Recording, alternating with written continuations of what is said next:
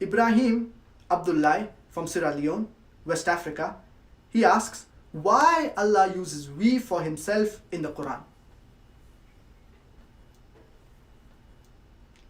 Most of the languages, there are two kinds of plural.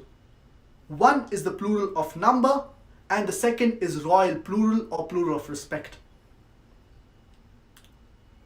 And the plural of number is the one that is more commonly used. For example, in the English language, when the Queen of England says, we plan to visit America, or we wish to visit so and so country, so here the Queen of England is using the word we. But here, it is not the plural of number, but it is royal plural or the plural of respect.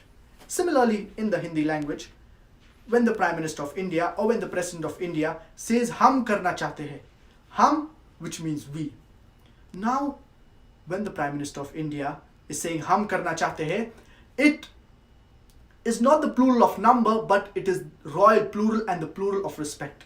And any person who's well versed with the English language, he will know, based on the context, that the word used by the Queen of England, we, it is the plural of respect. Similarly, in the Arabic language, when Allah subhanahu wa ta'ala uses the word nahnu for himself, referring to himself in the glorious Qur'an, it is not the plural of number, but it is a royal plural or plural of respect. It is singular. Allah subhanahu wa ta'ala clearly says in the glorious Qur'an, in Surah Ikhlas, chapter number 112, verse number 1, Qul huwallahu ahad, say he is Allah, one and only. So when Allah subhanahu wa ta'ala uses the word we, that is nahnu, referring to himself in the glorious Qur'an, it is the plural of respect or royal plural, and it is not the plural of number, but it is singular.